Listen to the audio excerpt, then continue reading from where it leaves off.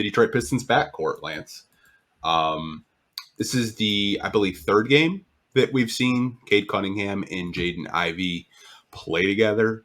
Felt like last game you really saw what this backcourt could possibly do. They almost combined for 60 points against the Pacers, but I'm going to hand it over to you. Like, what were some of the takeaways that you took away from that Pacers game? Well, the positives are Jaden Ivey's defense. We'll just start with that real quick. He looked pretty good against Tyrese Halliburton, like the premier point guard in the NBA. I think he leads the NBA in assists with almost 15 a game. He's averaging close to 28 a game. He is an incredible player. And Jaden Ivey looked good against him defensively. I believe he had a block on him. That was nice.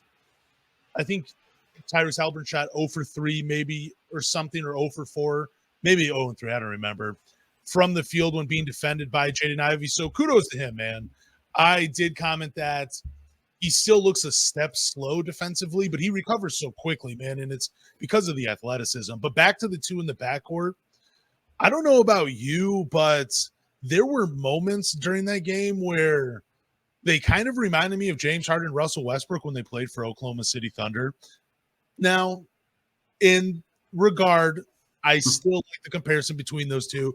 I'm not saying Cade Cunningham and Jaden Ivey are future MVPs of the league, or Jaden Ivey's going to average a triple-double, or Cade's going to reinvent how someone plays one-on-one.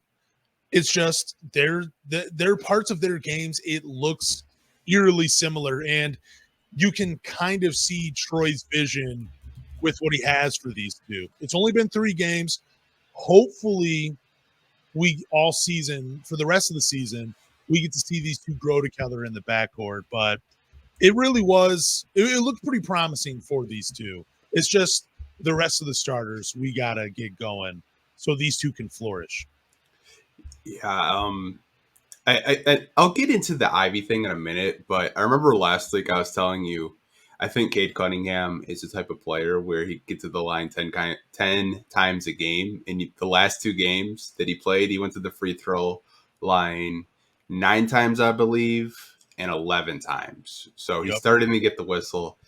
And I think that should be the norm, though. Like, for him, for as much as he gets to the lane, as much as he likes to drive to the basket, I think 10 free throws a game for him is going to be the new normal.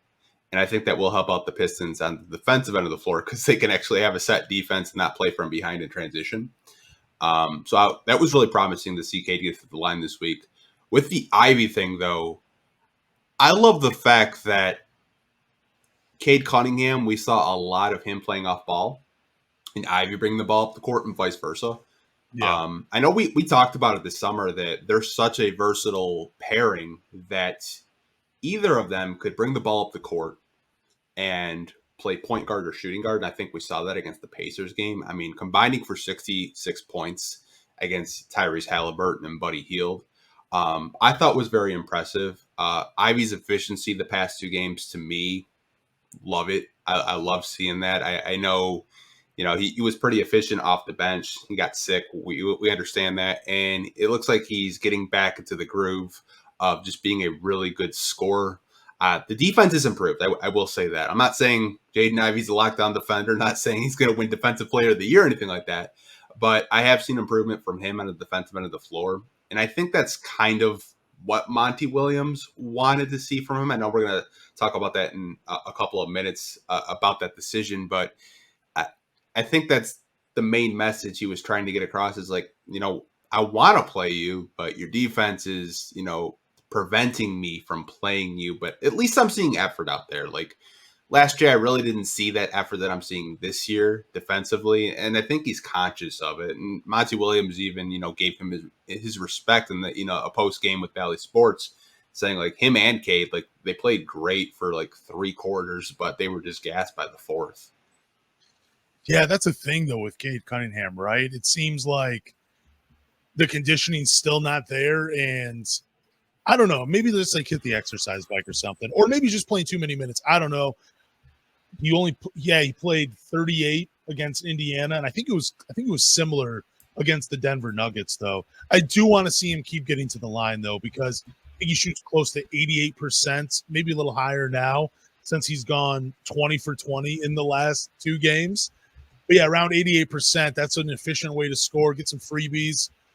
I still want to see him finish at the rim a little bit better, though. There was one play by him, though, that just cracked me up. It was probably like 5 pump fakes in a row when he was in the post. And then I don't know why. It just looked so funny. It just looked like someone was hitting forward and rewind so many times. And I don't know why. It just cracked me up, but I would love to see him finish. It is pretty cool when they get going, because we'll see Jaden Ivey like turn the corner and start going downhill, and he'll get a pass from someone, and there's just one step, and he's at the rim, putting all that pressure on there. And then Cade's so patient with the ball when he's feeling it, and then he's either getting to the line or hitting his mid-range jumper. It's so cool to see, man. Like, these guys, what I really love too is that they're both continuing to move even if they don't have the ball. Because there's a lot of times where you'll see with young perimeter players that if they don't have the ball, they just stand still. They'll either stand in the corner or stand somewhere. They take themselves out of the play. Neither of these guys do it, and that's great to see. Hopefully we just, again, continue to see improvements from these two. But holy crap, dude, just to be a little negative to start the podcast, that fourth quarter by both of them was abysmal when it came to turning the ball over. And God, I cannot wait for Monte Morris if he ever returns this season. I mean, I don't know what we got to do, what kind of sacrifice we have to make to the basketball gods to get him back, but we need a sure-handed ball handler out there that's not going to turn the ball over, that's going to get the guys going, continue to keep them going offensively. We need that, and that's what Monte Morris brings, and that was evident in the fourth quarter against the Indiana Pacers, because that was a game that was winnable up until the last 8 minutes when they went on. I don't know, it seemed like a 20-something to nothing scoring streak, or 19-1, I think. Yeah, that fourth quarter was really bad. I want to say that.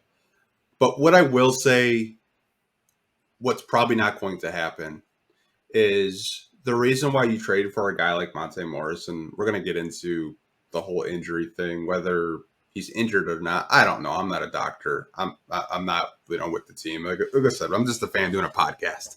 Yep. But I do have opinions about it.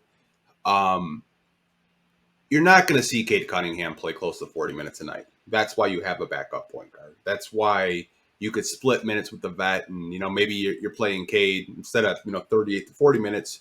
You're playing him 32 to 34, and Cade can get some rest, and then you bring him in down the stretch, maybe the last 4 or 5 minutes of the game to close the game out. I think right now Monty Williams is so reliant on Cade that when it comes to the fourth quarter, the guy is just completely gassed, and I don't even think it's a conditioning thing.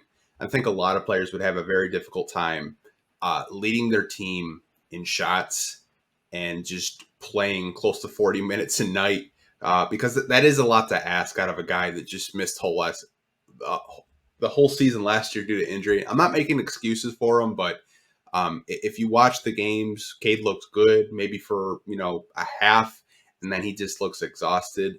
But I will say with these two, the spacing looks a lot better out there with Jaden Ivey. Cade looks like a more confident player playing with a guy that can actually score if you run him off the 3-point line. And I'm just going to leave it at that. That fourth quarter was bad, but I think there are brighter days ahead with this team getting a little bit more healthier.